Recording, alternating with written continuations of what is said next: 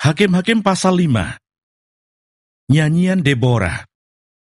Pada hari itu bernyanyilah Deborah dan Barak bin Abinoam demikian. Karena pahlawan-pahlawan di Israel siap berperang, karena bangsa itu menawarkan dirinya dengan sukarela. Pujilah Tuhan. Dengarlah ya raja-raja, pasanglah telingamu ya pemuka-pemuka. Kalau aku mau bernyanyi bagi Tuhan, bermazmur bagi Tuhan Allah Israel. Tuhan, ketika Engkau bergerak dari Seir, ketika Engkau melangkah maju dari daerah Edom, berguncanglah bumi, tirislah juga langit, juga awan tiris airnya. Gunung-gunung, yakni Sinai, bergoyang di hadapan Tuhan Allah Israel. Dalam zaman Samgar bin Anat, dalam zaman Yael, kafilah tidak ada lagi, dan orang-orang yang dalam perjalanan terpaksa menempuh jalan yang berbelit-belit. Penduduk pedusunan diam-diam saja di Israel.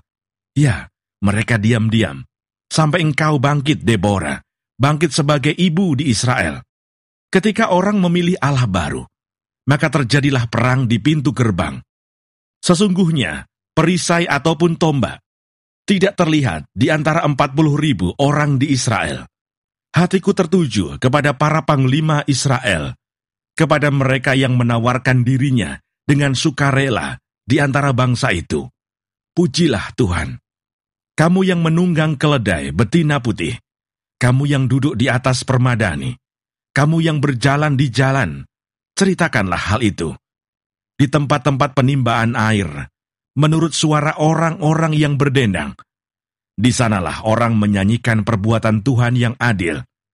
Perbuatannya yang adil terhadap orang-orangnya di pedusunan di Israel. Pada waktu itu turunlah umat Tuhan ke pintu gerbang. Bangunlah, bangunlah Deborah. Bangunlah, bangunlah. Nyanyikanlah suatu nyanyian. Bangkitlah Barak, dan giringlah tawananmu, hai anak Abinoam. Lalu turunlah para bangsawan yang terluput. Umat Tuhan turun baginya sebagai pahlawan. Dari suku Efraim, mereka datang ke lembah, mengikuti engkau, ya suku Benyamin, dengan laskarmu. Dari suku Mahir, turunlah para panglima, dan dari suku Zebulon, orang-orang pembawa tongkat pengerah. Juga para pemimpin suku Isakar menyertai Deborah. Dan seperti Isakar, demikianlah Naftali menyertai Barak. Mereka menyusul dia dan menyerbu masuk lembah. Tetapi pihak pasukan-pasukan suku Ruben, ada banyak pertimbangan.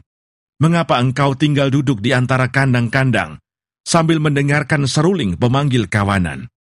Di pihak pasukan-pasukan suku Ruben, ada banyak pertimbangan. Orang Gilead tinggal diam di seberang sungai Yordan, dan suku Dan, mengapa mereka tinggal dekat kapal-kapal? Suku Aser duduk di tepi pantai laut, tinggal diam di teluk-teluknya. Tetapi suku Zebulon ialah bangsa yang berani mempertaruhkan nyawanya. Demikian juga suku Naftali di tempat-tempat tinggi di padang.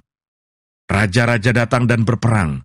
Pada waktu itu raja-raja Kanaan berperang dekat Ta'anah, pada mata air di Megido. Tetapi perak sebagai rampasan tidak diperoleh mereka. Dari langit berperang bintang-bintang, dari peredarannya, mereka memerangi Sisera. Sungai Kison menghanyutkan musuh. Kison, sungai yang terkenal dari dahulu kala itu. Majulah sekuat tenaga, hai jiwaku. Ketika itu menderaplah telapak kuda, karena berpacu lari kuda-kudanya. Kutukilah kota Meros, firman malaikat Tuhan. Kutukilah habis-habisan penduduknya, karena mereka tidak datang membantu Tuhan sebagai pahlawan. Diberkatilah Yael istri Heber, orang Ken itu, melebihi perempuan-perempuan lain. Diberkatilah ia, melebihi perempuan-perempuan yang di dalam kemah. Air diminta orang itu, tetapi susu diberikannya. Dalam cawan yang indah, disuguhkannya dadih. Tangannya diulurkannya mengambil patok.